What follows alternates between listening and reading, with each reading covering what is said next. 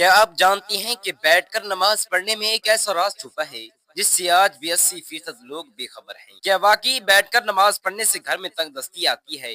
کیا یہ حقیقت ہے یا محض ایک وہم؟ حضور اکرم صلی اللہ علیہ وسلم نے فرمایا، جو بوڑھے افراد یا نوجوان کسی مجبوری یا کمزوری کی وجہ سے بیٹھ کر نماز ادا کرتے ہیں، ان کے گھروں میں اللہ پاک 3 عظیم نعمتیں نازل فرماتا ہے۔ پہلی نعمت یہ ہے کہ ان کے گھر میں بسم اللہ الرحمن الرحیم، السلام علیکم ورحمۃ اللہ وبرکاتہ۔ پیارے دوستو، نماز دین اسلام کا سب سے اہم رکن ہے جو بندے کو براہ راست اللہ سے جوڑتی ہے، لیکن بعض اوقات انسان بیماری، کمزوری یا کسی عذر کی وجہ سے کھڑے ہو کر نماز ادا کرنے سے قاصر ہوتا ہے۔ ایسے میں سوال پیدا ہوتا ہے کہ بیٹھ کر نماز پڑھنے کا کیا حکم ہے؟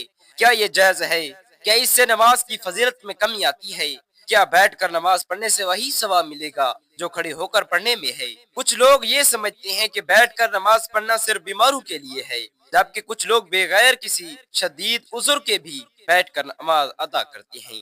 ایسے میں یہ جاننا ضروری ہے کہ شریعت میں نبی کریم صلی اللہ علیہ وسلم نے اس بارے میں کیا کہا، صحابہ کرام اور فقہا کا کیا موقف ہے، اور کس حالت میں بیٹھ کر نماز پڑھنا جائز ہے اور کب ناجائز ہو جاتا ہے۔ اس ویڈیو میں ہم قرآن و حدیث کی روشنی میں ان تمام سوالات کے جوابات تفصیل سے سمجھیں گے تاکہ کوئی بھی غلط فہمی باقی نہ رہے اور ہم اپنی نمازوں کو شریعت کے مطابق درست ادا کر سکیں گے۔ اگر آپ بھی بیٹھ کر نماز پڑھنے کے مسئلے سے متعلق مکمل رہنمائی چاہتی ہیں اور یہ جاننا چاہتی ہیں کہ کن صورتوں میں بیٹھ کر نماز پڑھنا افضل ہے اور کن صورتوں میں کھڑے ہو کر پڑھنی لازمی ہے، تو اس ویڈیو کو مکمل دیکھیں تاکہ آپ کی عبادت شریعت کے مطابق ہو اور آپ اس بارے میں مکمل آگاہی حاصل کر سکیں۔ بیٹھ کر نماز پڑھنے میں ایک ایسا راز چھپا ہے جو 80% لوگ نہیں جانتے۔ لوگوں کو لگتا ہے کہ جو بیٹھ کر نماز پڑھتا ہے وہ شاید کم ثواب پاتا ہے یا اس کی نماز کا درجہ کم ہوتا ہے، حالانکہ حقیقت اس کے بالکل برعکس ہے۔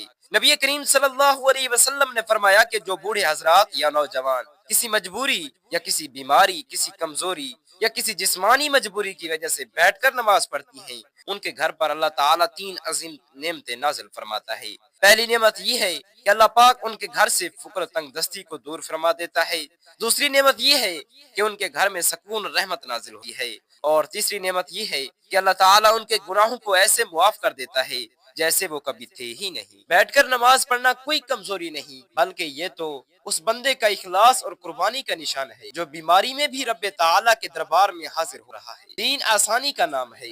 شریعت نے ایسی سہولت دی ہے کہ اگر کھڑا ہونا مشکل ہو تو بیٹھ کر نماز پڑھ لو، اگر بیٹھنا بھی مشکل ہو تو لیٹ کر نماز پڑھ لو، لیٹ کر نماز پڑھنا نہیں پڑھ سکتے تو آلتی مالتی مار کر پڑھ۔ نماز کو چھوڑنا نہیں، بیٹھ کر پڑھنے والا بندہ اللہ کے نزدیک وہی درجہ رکھتا ہے جو کھڑے ہو کر نماز پڑھنے والا رکھتا ہے، بلکہ بعض اوقات اس کے اخلاص کی وجہ سے اللہ پاک کے ہاں اس کا مرتبہ اور رتبہ بھی بڑھ جاتا ہے۔ اسی لیے اگر کوئی شخص کسی کمزوری کی وجہ سے بیٹھ کر نماز پڑھ رہا ہو تو اسے حقارت کی نظر سے نہ دیکھو، بلکہ اس پر رحم کرو، اس کے اخلاص کی قدر کرو، کیونکہ وہ اپنے حال میں اللہ کے قریب ہو چکا ہے۔ اللہ تعالی ہمیں ہر حال میں نماز ادا کرنے کی توفیق دے، چاہے کھڑے کر ہو، چاہے بیٹھ کر ہو، چاہے پہلو کے بل لیٹ کر، لیکن تعلق نماز سے کبھی نہ ٹوٹے۔ بیٹھ کر نماز ادا کرنا شریعت میں جائز ہے، لیکن یہ رعایت مخصوص حالات میں دی گئی ہے۔ جب کوئی شخص بیماری، کمزوری، بڑھاپے یا کسی ایسی تکلیف میں مبتلا ہو کہ کھڑے ہو کر نماز پڑھنا دشوار ہو جائے تو ایسے فرد کو اجازت ہے کہ وہ بیٹھ کر نماز ادا کرے۔ پیارے دوستو، بیٹھ کر نماز پڑھنے کے متعلق حضور صلی اللہ علیہ وسلم کا واقعہ سناتا ہوں۔ ایک مرتبہ رسول اللہ صلی اللہ علیہ وسلم کا جسم مبارک تھا، روشنی تھا، ہمارے لیے طاقت کا سمندر تھا، لیکن جب وقت نے آپ کے جسم اطہر پر بڑھاپے کا اثر ڈالنا شروع کیا، جب سفر اور جہاد اور دن رات کی عبادتوں نے آپ کے جسم پر بوجھ ڈالنا شروع کیا تو آپ صلی اللہ علیہ وسلم کی طبیعت کمزور ہوئی، بیماری کی شدت نے آپ کو تھکا دیا، مگر دل کا شوق کم نہ ہوا۔ نماز کی محبت آنکھوں میں سمندر بن چکی، اور جب جسم مبارک پر بخار چڑھا اور پاؤں میں کمزوری آئی تو ایک دن ایسا بھی آیا جب آپ صلی اللہ علیہ وسلم نے ساتھ چھوڑ دیا۔ آپ صلی اللہ علیہ وسلم مسجد میں تشریف لائے اور لوگوں نے دیکھا کہ نبی مہربان اب قیام کی حالت میں زیادہ دیر کھڑے نہیں رہ سکتے تو آپ بیٹھ گئے۔ آپ نے بیٹھ کر نماز پڑھائی۔ صحابہ اکرام نے آپ کو دیکھا تو ان کی آنکھیں نم ہو گئیں۔ وہ جو آپ کے ساتھ ہر غزوہ میں ساتھ تھے، وہ جو آپ کو ہر حالت میں دیکھا کرتے تھے، آج آپ کو کمزوری کی حالت میں بیٹھ کر نماز پڑھاتے دیکھا تو ان کا دل کانپ گیا، لیکن آپ نے کوئی شکایت نہیں کی، کوئی افسوس نہ کیا، بلکہ نماز کی لذت میں گم ہو گئے۔ آپ بیٹھے ہوئے تھے، تلاوت کرتے، اور جب کچھ آیات باقی رہتی تو کھڑے ہو جاتے اور وہ آیات کھڑے ہو کر پڑھتے، پھر رکوع کرتے، سجدہ کرتے۔ اس طرح بیماری کی حالت میں بھی اللہ کے سامنے قیام و رکوع و سجود پوری حضوری سے ادا کرتے۔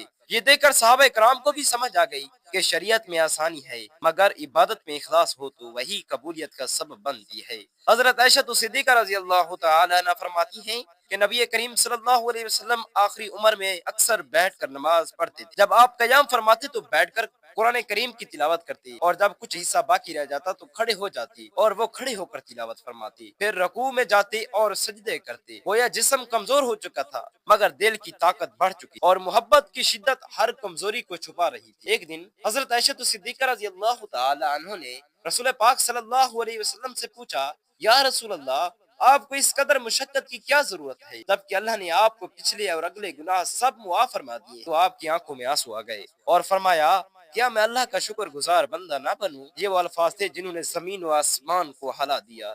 ایک طرف جسم کمزور ہے، دوسری طرف آنکھوں سے آنسو رواں ہیں اور زبان پر شکر ہے۔